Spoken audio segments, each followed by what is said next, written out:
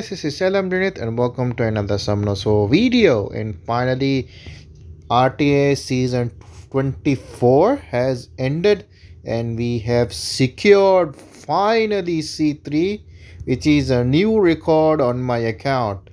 After trying so many seasons, being gate kept, being RNG'd, being whatever, skydiving. I have After all those nonsense, I have finally secured C3. It is my highest ever achievement in RTA, and hopefully this will not be the first time. Hopefully next season I can also get C3, maybe get a little bit higher rank than this. Higher rank, I mean that not guardian or anything, just the rank itself, like 5620, maybe top 4K maybe next season, hopefully. Also, balance patch is coming out soon, so hopefully it will be a good patch, like buff some of my units, so I can at least have a easier time securing C3 next season. But today video is about the runes, so this is gonna be a little bit short because I didn't use much units in this whole season. It's literally like 10 units. Exit count I can see from here, 14. I used only total of 14 units the whole season, and even from those 14 I only used like 5, not 5, 7 or 8 units like frequently. The other 6 are just like situational. Most of the time I didn't even use them. So this is what I used the whole season to get C3. Also, one more thing I managed to help me get C3 is getting rid of the mindset that you have to be at a certain speed to get whatever rank. I don't know, for some reason people have this mindset, right? C1 must be 250 speed, C2 must be 270 speed, Guardian Plus must be 300 speed. It's not like that. Yes, speed is king, I agree, but speed is king is not always in every situation. You can see my Oberon speed is plus 26. No, it doesn't. Speed is okay. The thing is, I don't know. People have this mindset that you have to be like 3 billion speed but have no stats. So, what's the point of going turn 1 if you're not making any impact? It depends on the monsters, the team comp of the team comp you used for the speed. I usually use this whole season team around Leo, so I don't need to have very high base speed. Sorry, not high base speed, high speed from runes. There are some monsters with very high speed which are required in the comp. Other than that, I don't have very high speed, as you can see. So I get rid of that mindset, which helped me a lot to climb. Because I can focus on other stats instead of focusing everything on speed. You guys also have to get rid of that mindset if you want to climb that much. Of course, there are gonna be comps that require high speed, like Oliver, like the first turn CC teams, Oliver, Gianna, Nephthys, Poseidon. Who uses Okeanos nowadays? I don't see Okeanos, usually Chongpong. Sometimes I see Carnal, then the LDs like the Maximilian. There's one more. CC. I already said Nephthys, right? I don't know. There are some LD CC units too, which require when you go turn 1 to have a certain speed. Yeah. Other than that, you don't. Okay. We're just gonna go over this shortly. The 3 units I used in every game this season is Vivachel, Leo, and oh, wait, I said it wrong. Yeah, I did say it right. Vivachel, Leo, and Shizuka. These 3 are the only 3 units I use the whole season. The last 2 picks are usually situational picks or counter picks. Or I just go with the flow, use the whole team synergize team, because I know for a fact that I can use the whole team without changing it. For example, so Vivachal Leo is like nuke, turn 1 nuke. So if I know I'm gonna go turn 1 and nuke, I'm not gonna change the last 2 picks. We're gonna go all out nuke with Oberon and Cassandra or Kali. Yeah, like that. Otherwise, I would switch to Word, Manon, or maybe more. Sometimes even even Antares. It depends on the team.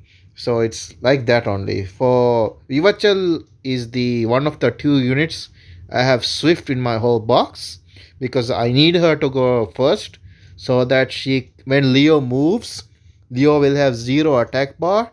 So I can switch the HP in the attack bar of the Leo to make him 1 HP so he can torrent, ignore defense and kill a unit on one turn. That's how the usually the team goes.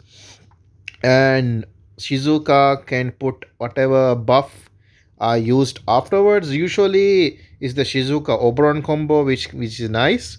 So when Oberon nukes something, he will get invincibility. So I can put the invincibility up on everyone along with the immunity because I will have will runes on this guy, or even herself will have will runes. So I can spread the immunity up. So Viva Chell is on Swift. So she's on Swift Nem, speed, flood attack, and HP. The flood attack is there for the 30 speed only, just for the speed. Not like I need much attack. Here is slot 1, slot 3, and slot 5. Her artifacts kind of meh. I don't have really good artifacts on her. Just damage reduction and speed increase. Yeah, just whatever. Leo is on Vamp because if I try to use with Vivace, I need Leo to be on Vamp. Otherwise, Leo will be at 1 HP. He's gonna die next turn after nuking. So when Leo nukes, he'll gain about 70% HP. Sometimes full HP if I have attack buff. So but most of the time it's gonna be 70% HP back. So he is on Vamp, Blade, so not speed, attack, crit damage, attack, slot 1, slot 3, slot 5 is his artifacts, just crit damage as HP decrease, or more HP than the enemy, and damage reduction from fire. It's not that high, but that -6 does help a lot. The same here, crit damage taken minus, and skill 2 crit damage. Leo doesn't need speed, so I can fully invest on his attack, defense, and HP. I need him to be tanky so he survives because my whole team is based on him. If Leo dies, my whole team has literally no speed, so I'm gonna get lapped over and over. So I need the Leo to survive. In order my team to function properly. Next one is Shizuka. She's on my best wire set. Speed, HP, speed, HP, and HP. Slot 1, slot 3, slot 5. Here is artifacts. That's whatever artifacts. And some accuracy in skill 1 for the strip and skill 3 accuracy because this still requires accuracy to land. And some form of attack. So when a bomb lands, so you can land a bomb, do it won't do big damage because I don't have high attack, but it will do some amount of damage. And the Oberon is on Nemnemville because when if in a situation where Vivachel is banned, when someone touched the Oberon, Oberon will move instantly next. And sometimes people ban the Leo. In that case, some people still attack the Oberon, which make him boost attack power and still nuke someone, caught in between and nuke someone. I need him to be tanky enough to take the hits, so I put some defense and HP as well. Otherwise, if he dies, there's no point of putting him in Nem Will. But in some situation, enemy keeps proccing every turn and kills the Oberon. In those situations where the Shizuka comes in play with the skill to revive, but I don't want to forcefully use this skill in case I want to save this. I need him to survive. So after that, he will big nuke and kill someone and keep ventilating the Shizuka for the S3. He is on attack, crit damage, attack, crit damage, attack. Slot 1, slot 3, slot 5. Here he's his artifacts, damage dealt on element, and damage reduction from dark as well, an attack increase effect, and skill 1, skill 2, skill 3 crit damage. I know the skill 2 crit damage is useless because this skill doesn't do any damage, but I just put him for the 21 crit damage on skill 3. I don't have any better artifacts. So next we have Cassandra. This was Kali's rune. Kali used to be in her place before I summoned her. I summoned her like in the last week of Tally. So I just switched the Kali runes over to her, so she does the Kali roll now. Unfortunately, she's not max skilled. There are times when I leave the enemy at 1 HP, which makes me sad. I don't know how any other way to say that, because I know it's because of the skill up. So she's like an AoE Tiomas, attack buff and endure. She has a speed lead, which is nice as well. And these are her stats: attack, speed, crit damage, and attack. Slot 1, slot 3, and slot 5. Here is her artifacts: just crit damage and additional damage. You don't need any additional damage, but I really like this one. Really like this artifact, but you don't need additional damage on her because she's not a multi hit. But I don't have any better artifacts. I just gave her for the speed buff and the crit damage bonus, plus for the flat attack bonus. So we have Kali next. In case I'm pretty sure that I'm not going to move because there are high chance that Bewitcher is banned, or I don't have any. If someone picks like a high base speed unit, like Ashir or Triton, in these cases I use a Kali instead. She's the same build as the Oberon. Attack, crit damage, attack. Slot 1, slot 3, slot 5. Here is artifacts. So this 3 to crit damage. So when she can, that's like Oberon, she can cut and nuke someone out. And next we have the word. Word is just triple revenge. The when I'm sure when I'm not going to move, you just use word triple HP. Oh, sorry, not triple HP. HP crit rate HP. Slot 1, slot 3, slot 5, and just additional damage because word is multi hit, so I need some sort of damage. Yeah, just for annoying people for the 45% only. And next we have Manon, another annoying unit. She's not that great. I mean, my Manon is not that great, but she does the job. So I build her crit damage build so that she can do damage with the parry. Also, she has self defense break, which can lead up for the parry to insane damage. The only problem is with her for me is sometimes it is still RNG, but sometimes she doesn't land the stun because most of the CC units are wind, like Oliver, Changpong are still wind units. So sometimes I see Savannah as well. It's kind of hard to land the stun because I'm going to glance most of the time. But it's so reduced that I did have a high crit rate. It's not the crit rate is gonna be minus 50%, I think, from glancing it. But when you glance, you can't stun anyway. So, but just even if you glance, I do still do a little bit more damage with high defense because she does scale with defense. So yeah, this is Manon. You know what she is. I don't need to explain her much. I'm sure most of you got soloed by Manons and annoyed by Manons. Yeah. Same with more. He's just there to cut in between and display stun everyone. Speed, HP, HP. Sorry, speed, HP attack. Slot 1, slot 3, slot 5. Here it is artifacts, does additional damage. I have him on will because as enemy will take Manon as well to counter me, and also the Wind Monkey King because I don't want to get stunned on turn 1. I know more has changed to Swift, not Swift, a Violent because of Josephine, but I don't usually fight Josephine because I'm not using a CC team.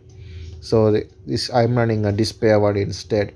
Same with the Antares, another annoying just to annoy people. Attack, crit damage, attack, attack, crit damage, HP. Slot 1, slot 3, slot 5. These artifacts.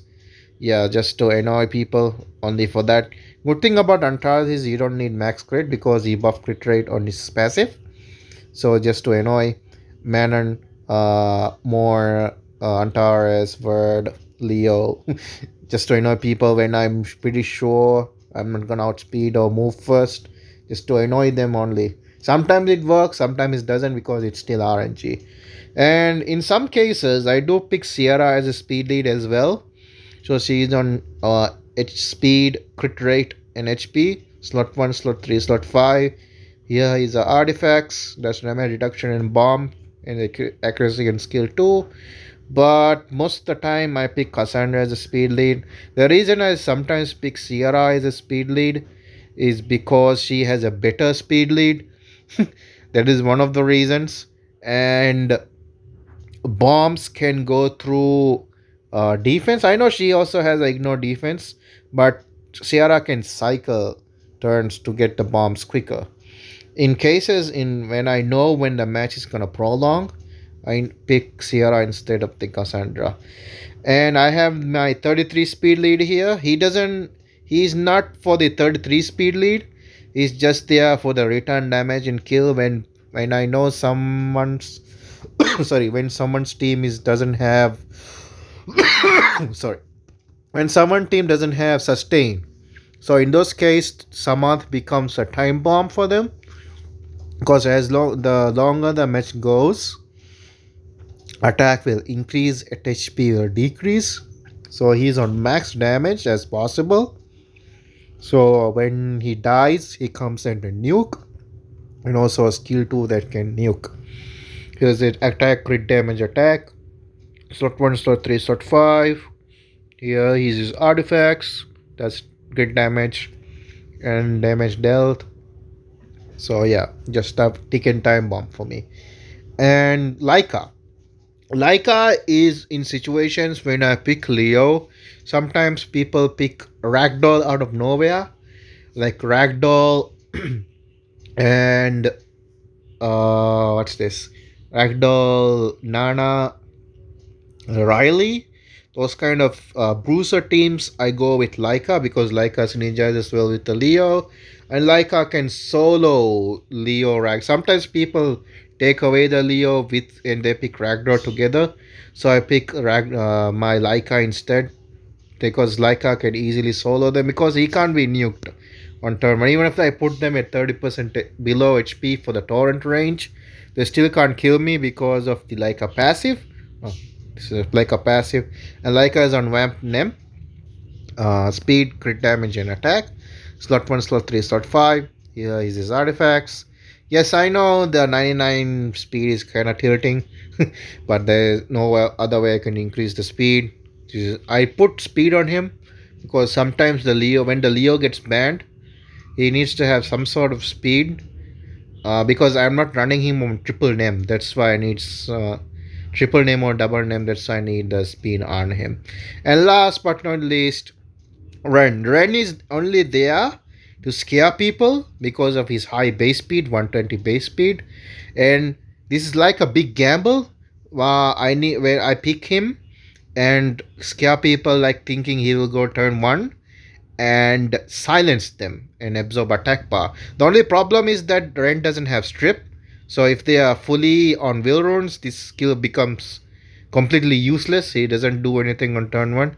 So this is like a big gamble. So only for the gamble I use him. Other than that, I don't really use him. Okay, that's it. That's it for me from now. Thank you guys so much for watching. I'll see you guys in the next video. And hopefully you guys got the rank you want as well. I got mine. So I'll see you guys in the next video. Thank you for watching. Bye bye for now.